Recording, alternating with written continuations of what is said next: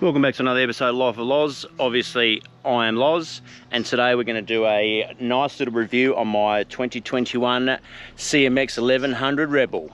Boom. Play the intro.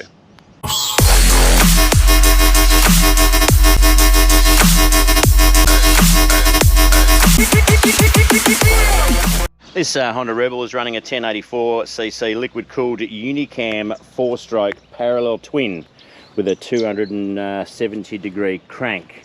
It's 86 horsepower at 7,000 RPM and 98 Newton meters of torque at 4,750 RPM.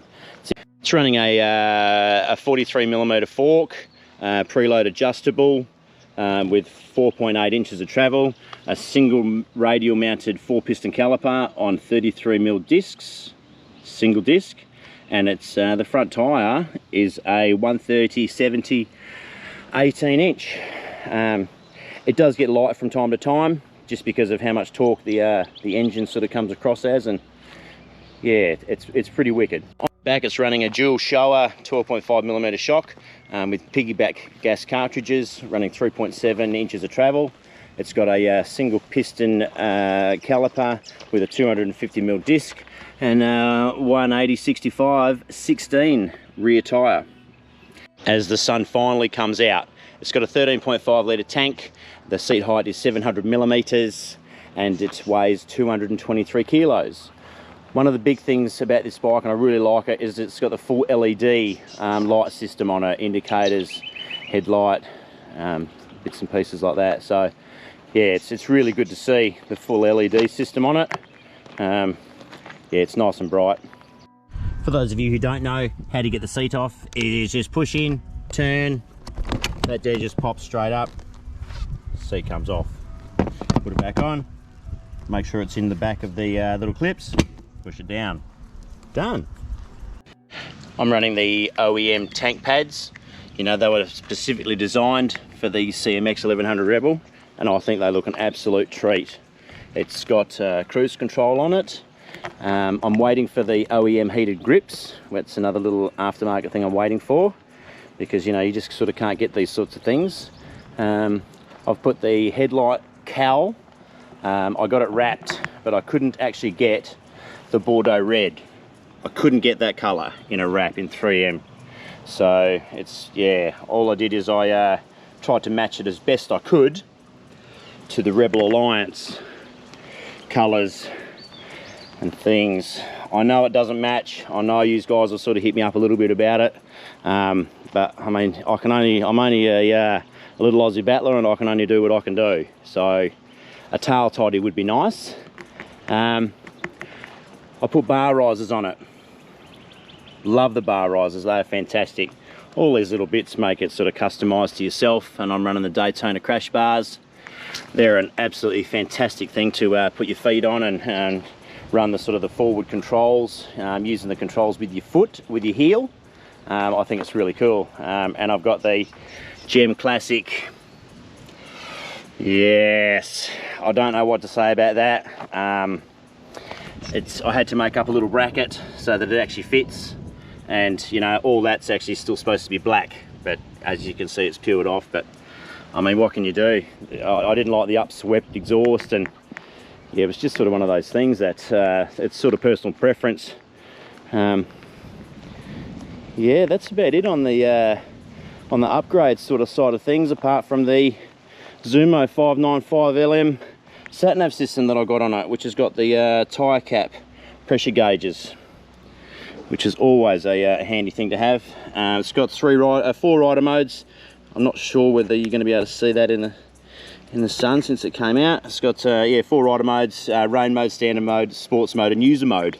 I like the fact that you can change the power, the torque, the traction control and the engine braking.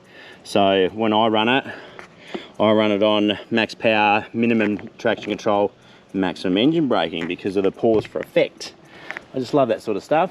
One and only thing I don't like about this on the electric side of things is that you have to be doing 50 Ks and you have to be in 4th gear to press this little button on the cruise control. That's how you engage it on the dash, but that's how you press it up and down. Then you can Obviously there's a little thing inside this which shows you your speed with your traction control, and then you can just adjust it nice and lightly like that. Yeah, that's about it for my little upgrades. I'll see you out on the road. Alright, let's start off with a few ergos. When you first get this bike, it's really weird. Really weird. I'm 6'1" and I've got to lift my feet right up to get them onto the pegs. It's weird, and then you've got to lean all the way forward to try and get the bars.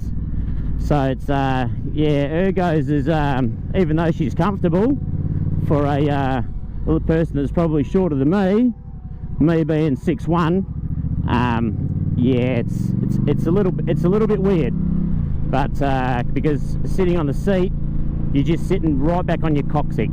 So yeah, that's the little ergos. But now that I've got the bar risers on and I've got the Daytona bars that I can put my feet on out the front, it's actually really comfortable, really comfortable. I really enjoy riding this around. It's yeah, she's pretty beastie, and it's yeah, one of those things. Let's talk about a few prices. This is probably the most expensive Rebel in the world. I live in one of the most isolated cities in the world, and this over here for the manual version, because it also comes in a DCT, this is $18,300, and for the DCT version it is $19,300.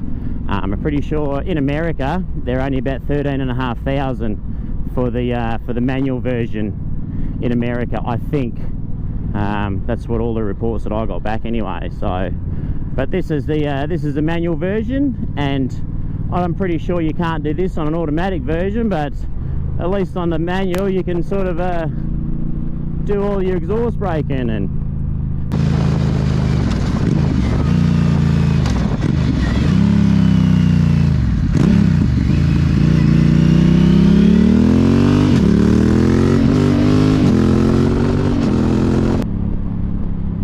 so yeah, I chose to go with the manual version, just, you know, a little bit old-fashioned, don't want to try new things, I guess. But yeah, I like the way that she cruises along. The clutch on this thing is really smooth. It's got an assisted clutch on it, so it's, yeah, buttery smooth.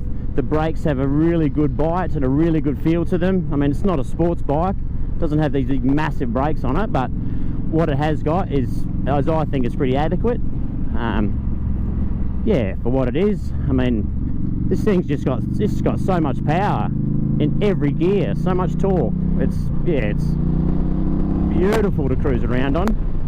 And yeah, and you can also sort of, you know, readjust the modes and redefine your user mode, so that you can adjust your power modes and torque mode, traction and control modes, and an engine braking mode. So that's always a bonus feature. Like, that's absolutely fantastic.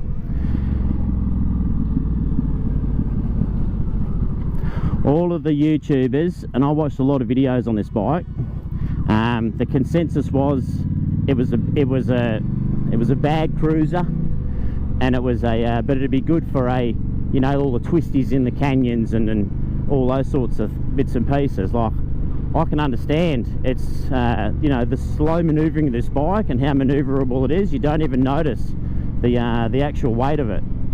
It's really nice in the slow maneuvering, but the more and more that you ride around on this bike, the more confidence you get with it. I just rub these pegs everywhere, and now that I've got the Daytona bars, depending on the undulation of the road, I scrape these pegs everywhere. Going through a roundabout, I'm more concentrated on looking down at how far my pegs are off the road than what it is going through a roundabout, because you can lean it over so far. You know, forward controls, they might sort of come across a lot better. But I mean, I don't have forward control, so I can't really comment. But, you know, is it a good little canyon carver? Probably not. Does it go through a corner and power out the other side? Yes. It's really good for that. Yeah, that's one of the really nice things about this bike. It's just got all the power on tap instantly. But as soon as you come up to a corner, well, you can't go through the corner like an MT-07 or even a sports bike, because you're just dragging your pegs. So yeah, but that's only my opinion. You know, everyone's different, everyone can beg to differ on these sorts of things. Yeah, but I find the pegs all the time. So, and I sort of aim to try and put my foot just out a little bit so that I can get my toe sliders to touch the ground first, just so that it doesn't get me too unstable and, you know, bring me unstuck. But, you know, this is a great buy from Honda. Just spewing it costs, you know, $3 more than anywhere else. Is it a good enough platform to release the NT 1100? Yeah, I don't know. We'll have to wait and see on that one. So yeah, photo shoot time.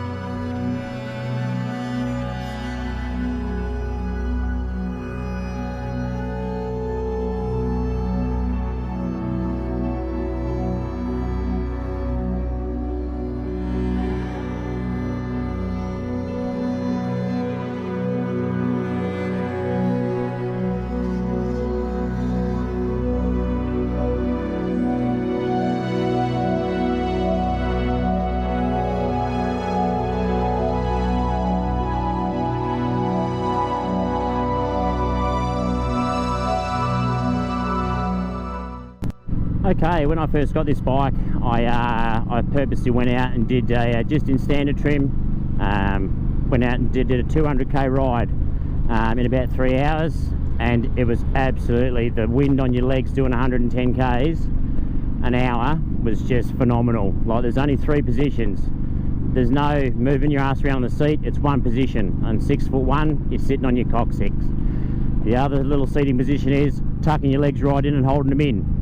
Can't do that for all day. Letting them do the natural riding position and just holding it there. Can't do that all day. And then letting them relax. Can't do that all day. And that's all you got. And that was painful after a 200k ride. It wasn't my cup of tea. And with the bar risers, and now you got the Daytona bars on the front where you can let your legs just hang out the front and just relax. And the bar risers are 25mm up, 25mm back. So it's a lot closer to you, so you don't have to lean so far. It made it probably 60 to 70% better on the comfortability to cruise around on. So that was a really must-have thing. Just little things like that make all the difference. Yeah, I'd recommend anyone to get the bar risers, and anyone to get some sort of forward controls or some sort of bars on the front. Even though, depending on the undulation on the road, you know, you're going to scrape your pegs, you're going to scrape your bars. Yeah, it's a good little canyon carver. Oh my god. Anyway, look at that, you just scrape your pegs all the way around. Scraping pegs, scraping peg, foot on the ground, foot on the ground, foot on the ground, foot on the ground. I know, can't really tell me that was very awe-inspiring anyway. Canyon carver, they say. Nice fun. But anyway, listen, if you made it to the end, which pretty much, I don't know how many people do, but probably not many of you. Anyway, what can I do? It is what it is. This is Life of Loz. I am Loz. Make sure you wear all of the gear all of the time, and I'll see you on the next one.